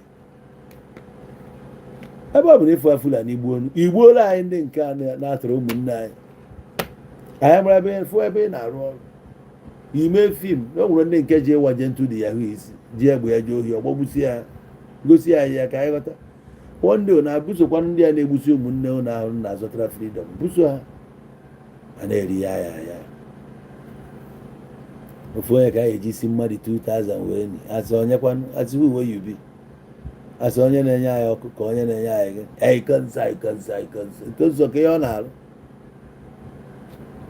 isi ya ka isi onye ọbụla a ga-eji enye isi 2,000 ahụra na Nnamdi Kanu nwụọ onwe ozu isi ọya fọzikwe anyị birokwa be nna onye a butebi gụba isi ọnụ mgbe ahụ ma na isi mmadụ 2,000 ka eji enyi onye a ọgụọ mmadụ onye nọ na be ha ọnụ amụrụ ọnụ efere afọ agụba ndị IPOB niile ọnụ n'otu esi na be ha na-eweta ya ofu ighọtago ka eweta isi mmadụ 2,000 ebido ebe nna gị agụọ mmadụ ọnụ nke onye ka ị chọrọ ka eweta ị na-eme onye a ka ọ dị important o nwere onye nwe ya n'ala Igbo onye ebe ka ọ bụ ka e pozishọn ọ na-ehold ka e skuulu ọ gụrụ ka ọ na ọ jiri gba street no work kpọnata ya ebe a na-eme nke a na-eme n'ebe ụdị ọrụ mmadụ nwere mmadụ one na ebe a ka aha si ya bịa ka ebu ihe egbe ka ọ bụrụ sekuriti nna nnọkọta nna-eche nwoke ibe m ntị nna-eche onye ya echezi nke m ọrụ sekuriti ka ihe ejipụta na Facebook na-enye anyị nsogbu si n'afọ ahụ je ntụ anya ya wee kpọkwa gị ọrụ nke akpọ gị ọrụ ọnụ dị ọrụ ka a na-akpọ asị kọntratọ nede ihe na-arụ nwee got na-apụta ebe si anyị na ị na-achọ Biafra ụlọ afụghị ya na kriminaliti ka a na-eme Biafra bụ afa nkịtị eji ezu ohi chọọ ya n'izu ohi kpọba Biafra so onye ọbụla nọgụ n'akụ kịta na-ekwu okwu Biafra ọga na-enekwa onye ọfụma nwekwa biznes gị na onye a ji werekwa n'oge decide ihe dị na ya ka biznes a si ya aga ya ka onye ohi ozi kriminal etren gokwu ya etren gị ya ma esikwa na ihe ekwe nke a gbasara gị oyi mebekwa ihe gị nwekwa onye nna fọs kama na ọ na-akpọkpọta ụgbago n'ihu ehi ndị enyi na-akpọcha m na fon ka ha nọcha live program ha nọrọ na live program ha akọba nnọọ kọcha ya kpọọ n'ọwa Igbo ka a na-akpọ Metusela ọkwa ndị bu ya n'isi bifo Metusela anyị na-afụ na anaghị aba ma nke onye ohi a na-akpọ Dalent mad people everywhere chere ha fụrụ gị n'anya wee nwebekwa nke nọkọtara one day wepụta sọntị jee kee ụmụ ogbe n'ala Igbo a ya afọ o nwe ihe ha na-eme common giveaway ha na-eme doso mana eruo na Biafra na-afụkasị anya Biafra ọga ebe bandịrị Biafra ebe ka o ebido ebe ka bandịrị ga ya ebido asị Biafra anyị na-arịstọ erestọ ihe ebe otu a fon gị dị iwipe pictures dị na ya after a while che recover ya eji nọ recover ka ị na-aka erestọ ọnya o kpopụtere gị ihe niile a restọ kwa ya back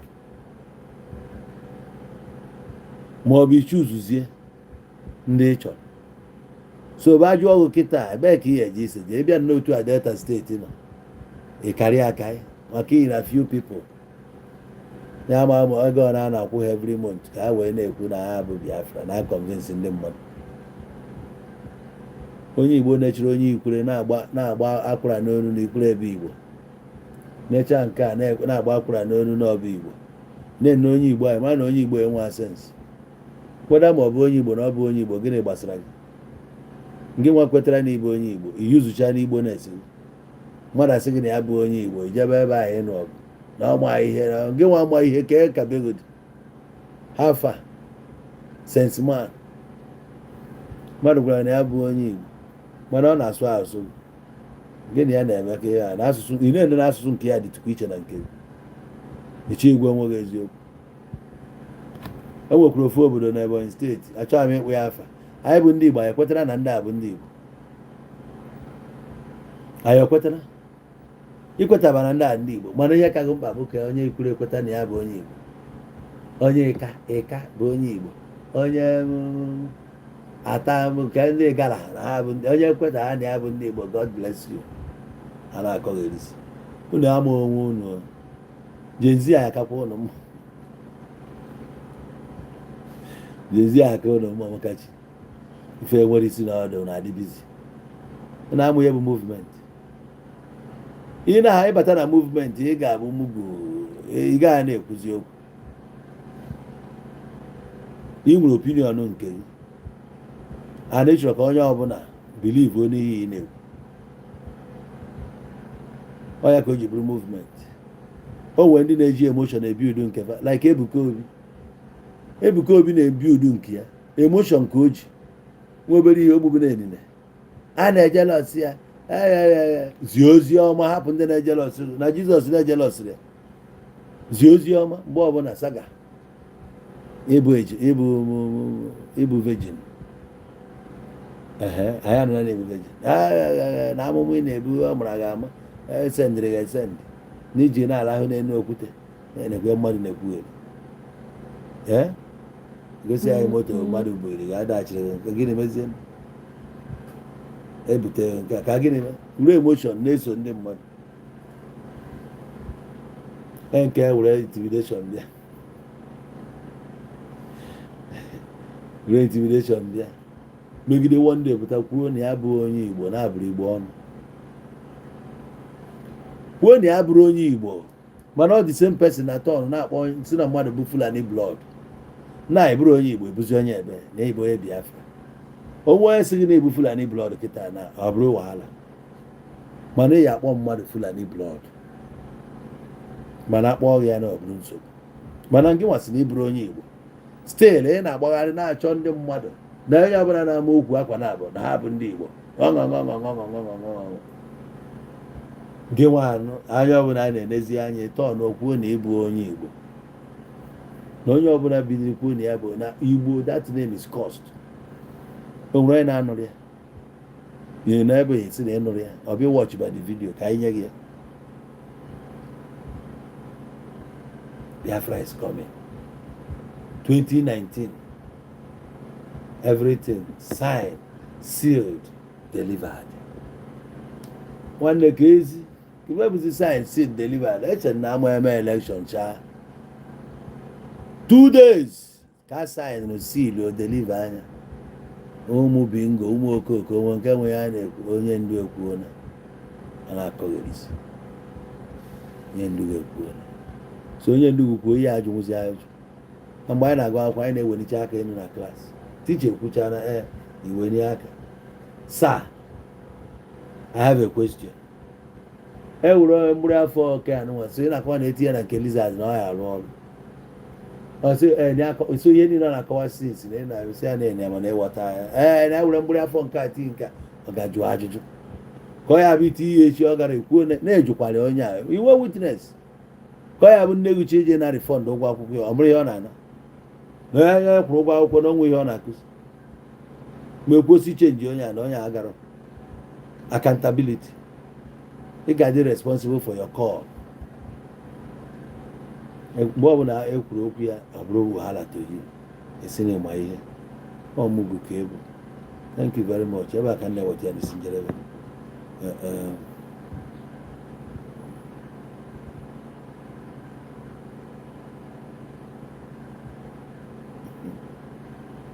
ebe a ka nweta ya n'isi njedebe n'abalị a mesizie ka anyị wetala unu vidiyo si elu thank you and have a very wonderful night. Expositions now, there are more and more. We'll hear a lot more. Good night.